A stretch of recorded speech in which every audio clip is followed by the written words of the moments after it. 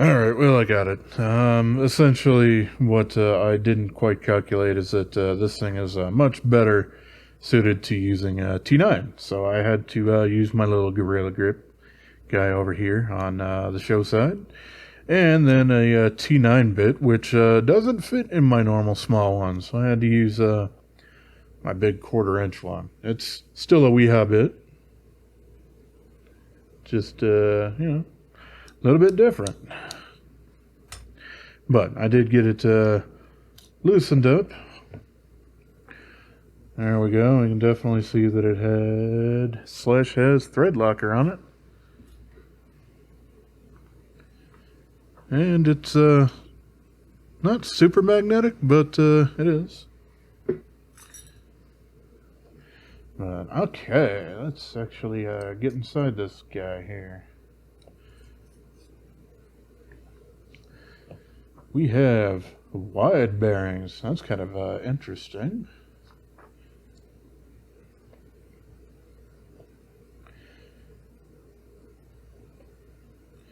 There we go. We don't really have a steel race or anything going on here. It is just on the titanium, which, I mean, I can understand as I guess a little bit for looking for ways to cut some costs or something like that. But if you did have little steel races in there, that would probably help out a little bit. That being said, at least the action wasn't bad. I could say that. There we go. Let's see. What do we got on the other side of the blade here? Nothing. We just have that little ring for where the bearings are riding around there. And of course that also does seem to have a little bit of a ring in there for it. Maybe just the absolute hint of little burr and possibly just a little tiny bit of a burn there, but nothing that really matters at all. Still, since I'm in here, I might as well just take a little ceramic guy to it. Yeah, that's all it needs. Just a couple of little rubbings. So, yeah, here's the bearings here. They're ceramic and some nylon cages. Let's see, how many do we have here? We got 1, 2, 3, 4, 5, 6, 7, 8, 9, 10. Alright, so it is 10. It looks like, if Skiff were to do something in this style, you could probably get 14, possibly 15 in there. But, they are a much different product.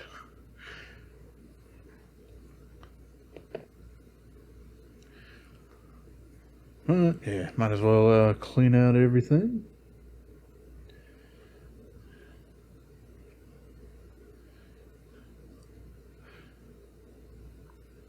It would be kind of nice to see something that could possibly help you clean out some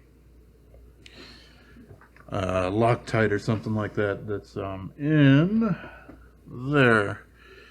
Kind of maybe one of my thoughts is using a pipe cleaner or something like that, but probably not one of these that are a soft one that has the little wire things on the inside for scraping out some things, but that might end up doing just, yeah. I mean, at least you can get it in there.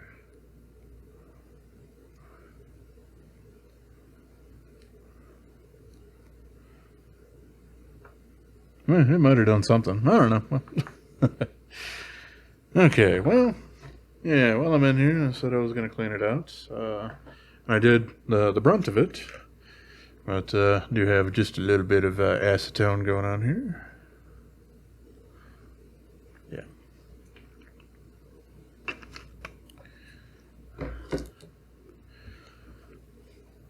100% pure, uncut. Oh Oh, no, no, no. Now that I'm cleaning these up, these things are moving around a little bit. So we do have itty bitty little bearing races in there. They are very, very thin, like what you get with the taco bearings, if you're familiar with those. I tried to take a look at a set of those a little while ago when I got some skiff bearings. Your mileage definitely may vary on those. I didn't have super great experiences trying to replace anything on a Tucson with them. But that's okay. See, I think... Yeah, I mean, this thing doesn't really have... they are essentially kind of a Chicago screw, but this side doesn't have the tooling for anything super special going on there. Obviously, this thing doesn't have a D-shaped pivot, as you guys saw me struggle with earlier on. But yeah, and then we have just a peg that, you know, obviously isn't going to end up slipping out of that. Tucson and a lot of other companies end up doing that on some of them as well. Works especially for just kind of securing a backspacer in place, but you don't really want that for crazy amount of structural integrity or anything like that. All right, well, let's go ahead and put this guy back together. We got some KPL ultralight. Twirl that guy around a little bit. Of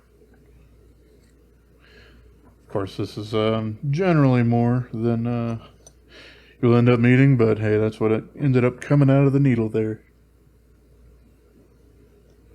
Don't want to forget the stop pin. Let's get that guy, spin him around just a little bit. There's that, and then KPL heavy. I've been taken with keeping it on its side because it takes a while for the oil to get down to the little applicator thing there, and when it's on its side, happens faster and doesn't really leak out of the handle. So.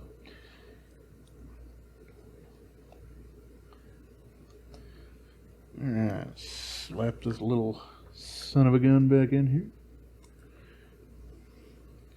Strand's using a gigantic screwdriver for it, but well, that's just what I have.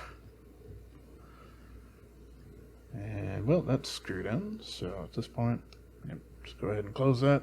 I'll slap the other screw on here, which that is more of a T8. At least that's what I use to remove it.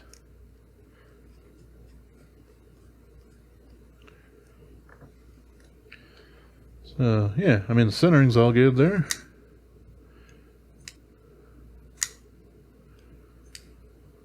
Let it work in just a couple of times so it'll actually oil up the liner bearing there. It does kind of look like the centering just moved a little bit there. That's certainly fine. I gotta adjust it anyway. Yeah, it's just a little loose.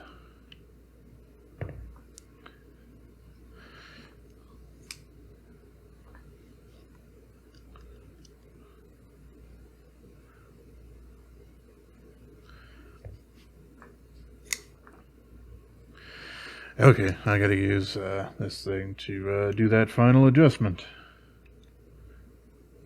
as it was turning just a little bit there.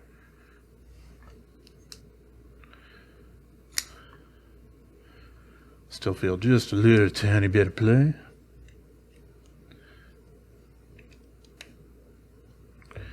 Turn that just ever so slightly again.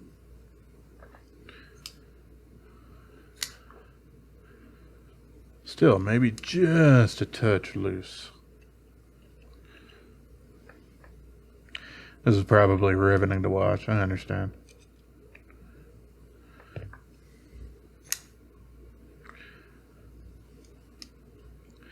Yeesh, alright.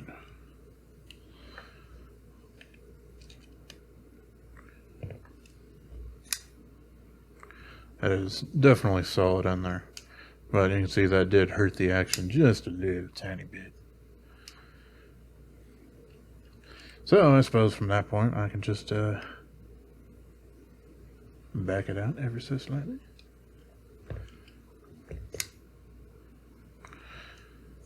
Yeah, there we go. Alright. Sweet. We got nice action on it. Seemed like we have a decent geometry and everything going on here. Not absolutely completely spot on with the grind here on that swedge, which I've seen from a lot of companies, especially Migron had some troubles on their more budget models with that. Starts okay, but maybe just a little bit sideways back here. And yeah, just ever so slightly wonky there, but that's only, I guess, if you're doing one of those, I'm a Chris Reeve collector and I look over my knives with a with a jeweler's loop sort of thing. As far as the functional cutting of it, seems fine to me.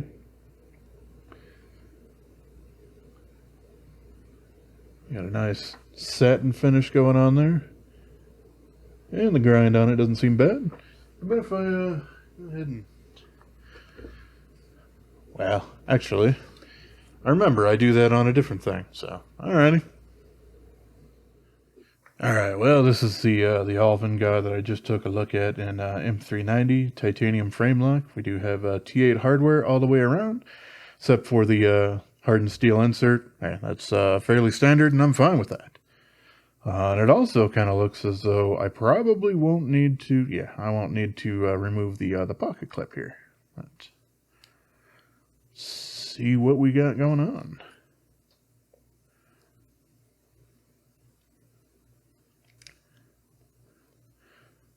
We do not have a D-shaped pivot, as you can see here. Let's see what happens if I squeeze that together. That's not going to quite do it. But what will... Well, since they actually gave me a tool for it, I might as well use that tool.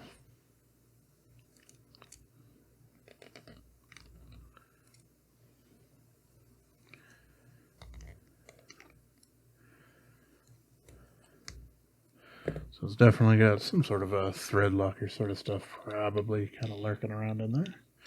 Alright, I'm going to end up breaking out my Gorilla Grip for this. I have kind of messed up the tip on this TA just a little bit, but should still be enough to hold on to it while I try to disassemble. No, it's not. Well, I do have this as well. Just nowhere near as comfortable to actually get that thing in there. Alright, so this is going to take me just a couple of minutes to be able to try and get this open. So I guess I'll be back.